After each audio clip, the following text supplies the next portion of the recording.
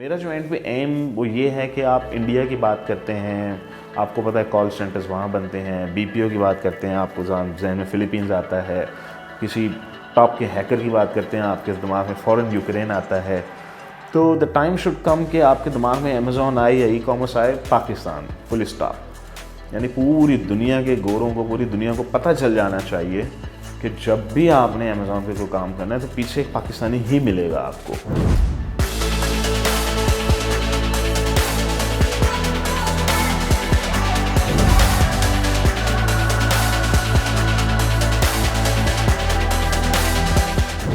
Couple of billion dollar की एक opportunity है, couple of billion dollar Pakistan में आ जाएगा और आराम से आ जाएगा। It's all about strategy and implementation.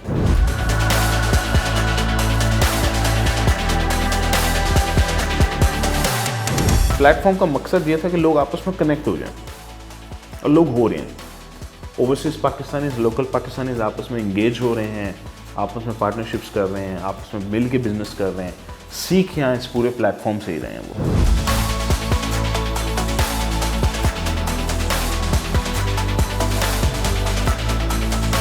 मेरा पूरा ट्रेनिंग मटेरियल है, कोर्स है बेसिकली वो A to Z, chapter by chapter.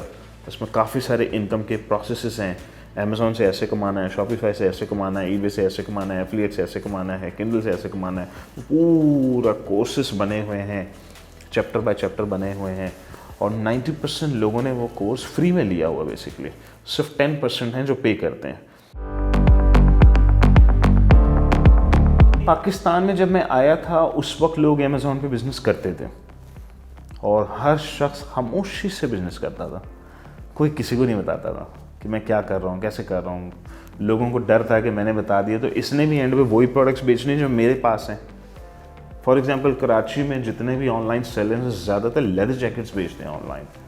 तो अगर वो एक शख्स बता दे किसी को कि मैं लेदर जैकेट बेचता हूँ तो उसके बाद भी अब लेदर जैकेट ही रह गई बेचने के लिए।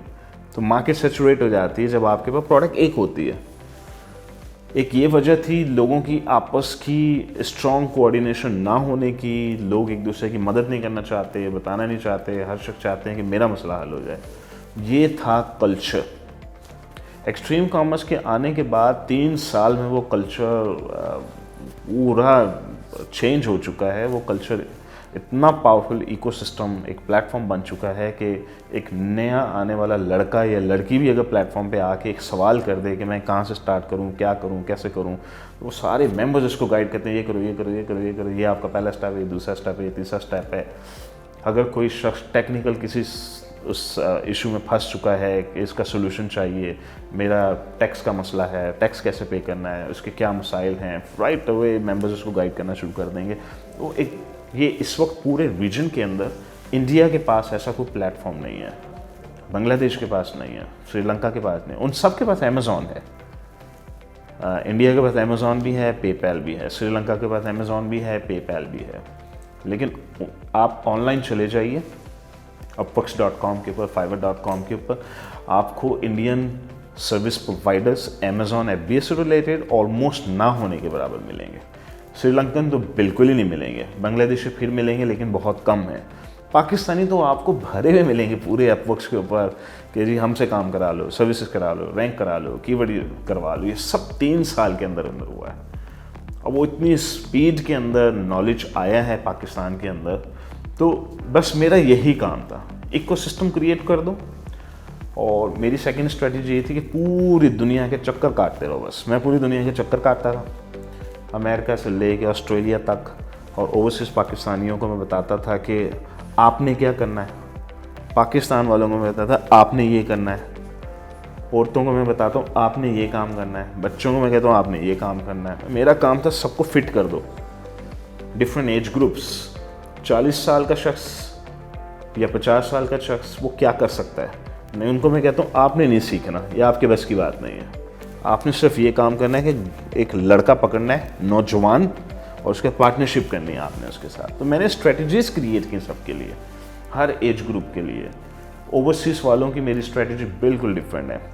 मैं उनको नहीं कहता आइए सीखें ये बिज़नेस, मैं कहता हूँ आपने सिर्फ आइडिया बनानी है, पार्टनरशिप्स करनी है, दोनों भाइयों ने मिल के स्टार्ट करना है ये बिज़नेस।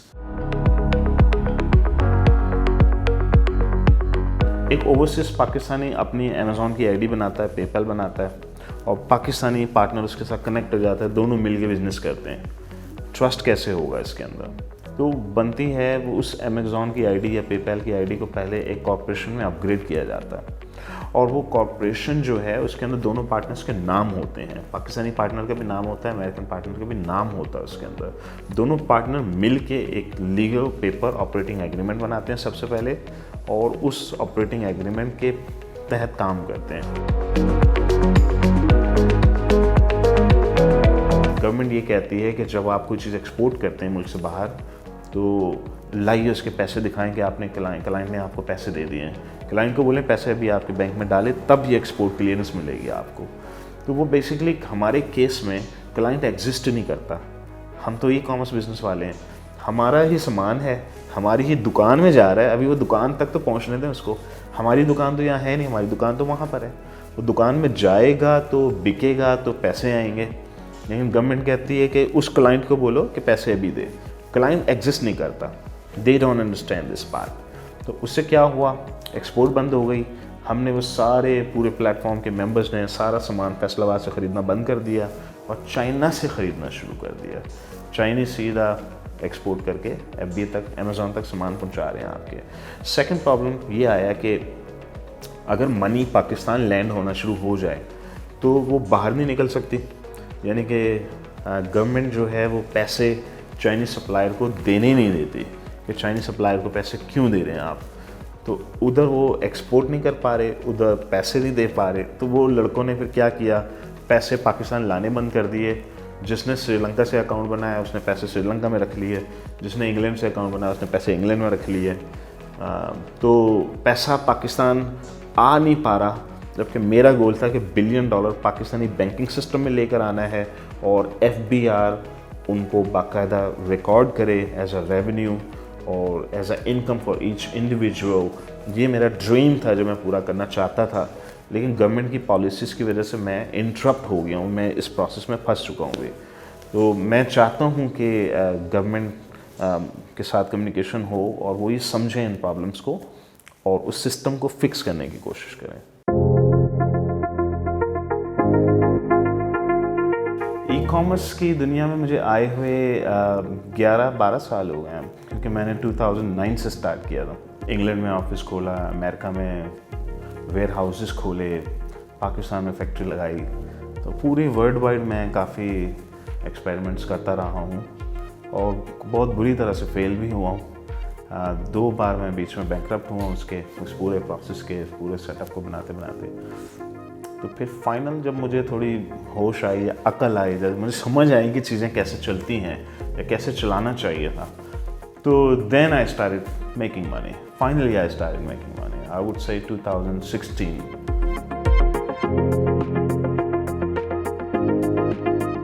मैं $1 मिलियन बेच रहा हूँ इस वक्त, जो कि पाकिस्तानी 16 करोड़ रुपये महीने का बनता है और साल का बन जाता है 200 करोड़ रुपये। तो ये साल का 200 करोड़ मैं खुद बेचता हूँ अमेज़ॉन के ऊपर, FBA के ऊपर बेच रहा हूँ। और मैंने सिस्टम इस तरीके से डिज़ाइन कर दिया है कि मैंने हर अकाउंट, हर अमेज़ॉन की आईडी के पीछे एक CEO बिठा दिया। Because the whole idea is कि मेरी अगर कभी आप घंटा थ्योरी वीडियो देखें कि उसमें मैं ये कहता हूँ कि अपने घंटे मत बेचिए, दूसरों के घंटे ख़रीद लीजिए। तो मैं अपने घंटे बेचना नहीं चाहता, मैं दूसरों के घंटे ख़रीद लेता हूँ। अगर मैं अपने घंटे बेचना शुरू कर दूँ तो मैं कभी भी 200 करोड़ ना बेच पाऊँ, मैं तो 2-3 करोड़ ही शायद बेच पाता। तो अब मैं दूसरों के घंटे जब ख़रीद के काम करता हूँ तो मेरी कैपेसिटी बढ़ जाती है उससे।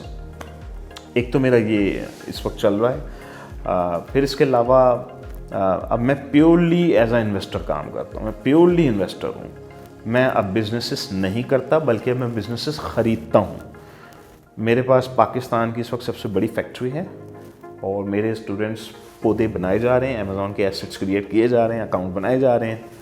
और जिसका पौधा बड़ा हो जाता है मैं उसको फ़ौरन मैसेज करता हूँ कि मैं ये पौधा ख़रीदने के लिए तैयार हूँ, मैं हूँ इसका बायर। तो मैंने अभी तक अपने स्टूडेंट्स से कोई $1 मिलियन की, यानी ऑलमोस्ट अभी 9 करोड़ तो मैं दे चुका हूँ।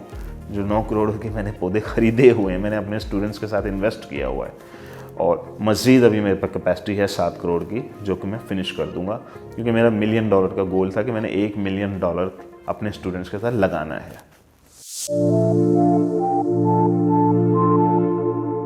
मेरा बस यंग लोगों के साथ मैं काफ़ी इंटरेक्ट किया है, तो मेरी थोड़ी सी डिसअपॉइंटिंग एक्सपीरियंसेस भी हुए मेरे। यंग लोग मैंने अपनी ज़िंदगी के मैं अगर 1992 से भी काउंट करूँ कि मैं उस वक्त से काम कर रहा हूँ, तो मुझे मेरी लाइफ के प्रॉब्लली 25 साल तो लग गए मेहनत करते करते। तो यंग लोगों का थोड़ा सा लैक ऑफ पेशेंस मुझे नज़र आता है, और वो चाहते हैं कि जल्दी कुछ हो जाए। तो मुझे उनको एजुकेट करना पड़ता है कि किसी भी बिज़नेस को करने के लिए सबसे पहले सब्र करना सीखें। सब्र एक सबसे इम्पॉर्टेंट एलिमेंट है आपकी लाइफ के अंदर। अगर आप सक्सेसफुल होना चाहते हैं तो पहले सब्र करना सीखें, और सब्र से लगे रहें एक प्रोसेस के अंदर, एक बिज़नेस के अंदर। सेकंड, बगैर मेंटोर के कोई भी बिज़नेस आप लाइफ में करने जाएंगे उसके फेलियर के चांसेस मोर देन 90% होते हैं। अगर आप बगैर मेंटोर के, आपने मिठाई की दुकान खोलनी है तो आप मिठाई की कोई टॉप गुरु को मार्केट से उठा के लाएं, उसको बोलें कि आप पैसे ले लें, मुझे गाइड करें मिठाई की दुकान सही तरह कैसे चलाई जाती है। तो दुनिया का कोई भी बिज़नेस करना, उसका कोई इंडस्ट्री का एक्सपर्ट होता है, उसके साथ कम्युनिकेट करना चाहिए।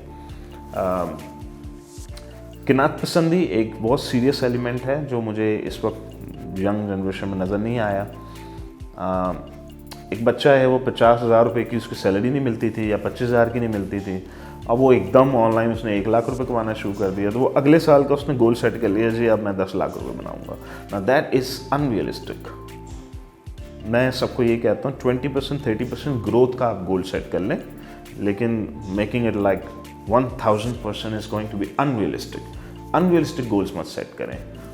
तो यंग जनरेशन के ये कुछ इश्यूज़ हैं जिनको मैं हाईलाइट करना चाहता हूँ। मैं बार बार उनको बताता हूँ, एजुकेट करता हूँ, और अपनी मॉरल वैल्यूज़ को कॉम्प्रोमाइज़ ना होने दें, क्योंकि जब आप गोरों के साथ डील कर रहे हैं, ग्लोबल वर्ल्ड में जा रहे हैं, तो लॉस बर्दाश्त करने का हौसला पैदा करें। ये एक बहुत इम्पॉर्टेंट फैक्टर है अगर आपने सक्सेसफुल होना है अपनी लाइफ के अंदर। उसकी वजह ये है कि आपका क्लाइंट खुश नहीं, बोलेंगे ये लो पैसे भी रख लो, सब कुछ रख लो, ये मैं आपको फिक्स करके दूंगा। That's how we do, this is how we do business. हमने गोरों के साथ रह के हमने तो ये सीखा है कि at any cost we need to make them happy, we need to keep them happy. तो लैक ऑफ डिसिप्लिन नेक्स्ट एक इशू है हमारे लोगों का। टाइम की कमिटमेंट सही नहीं करते। आपका मैंने ऑर्डर बना दिया है, बेफिक्र रहिए। गोरे डोंट वांट टू लिसन कि जी बेफिक्र रहिए, वो वैसे ही बेफिक्र हैं। आप उनको नहीं बोलेंगे जी बेफिक्र रहिए। आपने जो टाइम सेट किया, जो डेट सेट की, जो क्वालिटी कमिट की है, आप एग्जैक्ट उस टाइम उस डेट के ऊपर वो क्वालिटी डिलीवर कर दीजिए। ये चीज़ें आएंगी डिसिप्लिन से। तो अभी वो काफ़ी एजुकेशन की ज़रूरत है। पाकिस्तान को साफ करने का जो मुझे सोल्यूशन नज़र आता है वो सिर्फ एक है, वो ये है कि जो बच्चा जब पैदा होता है तो वो इंजेक्शन लगा दिया जाए उसको एजुकेशन का। वो एक सर्टेन एजुकेशन है, गवर्नमेंट अप्रूव्ड एजुकेशन होनी चाहिए, एक सेंट्रल एजुकेशन होना चाहिए। तो बच्चा जब पैदा होता है तो वो हमारे किंडरगार्टन में जाता है। किंडरगार्टन वाले उसको कहते हैं बेटे स्माइल करो, स्माइल करो, स्माइल करो। तो एक नस्ल के जब ग्रो होती है 15-20 साल के बाद, पूरी नस्ल जो है वो स्माइल करती हुई वॉक कर रही होती है रोडों के ऊपर। अब जिस तरह आप जापान चले जाएं, जापान ने वर्ल्ड वॉर 2 के अंदर जो हशर नशर किया था पूरी दुनिया का, लेकिन अभी आप जापानियों को जाके देखें तो you can not even imagine कि क्या ये वो लोग हैं जिन्होंने पूरी दुनिया को उठा के रखा हुआ था। ये तो ऐसे नहीं लगते, जितनी पोलाइटनेस इनके अंदर है ऐसा नहीं लगता, ये पॉसिबल नहीं है। तो वो पोलाइटनेस, वो एजुकेशन जो है वो बच्चे के अंदर से क्रिएट करनी पड़ेगी। तो बड़े जो हैं उनको तो आप नहीं फिक्स कर सकते, it's not going to happen. बच्चों को फिक्स करना पड़े। जो आने वाली नस्ल है वो उनका पूरा एजुकेशन सिस्टम इस तरीके से एक सेंट्रल एजुकेशन डिज़ाइन करना पड़ेगा जिसे गवर्नमेंट कंट्रोल करे कि हम चाहते हैं हमारी पूरी कौम का एक एक बच्चा जो इस प्रोसेस से गुजरे, इस एजुकेशन सिस्टम से गुजरे। एजुकेशन सिस्टम एक होना चाहिए, तो वो बच्चे स्माइल करते हुए बड़े हो जाएंगे सारे। यहाँ भी नज़र नहीं आती हैं चीज़ें।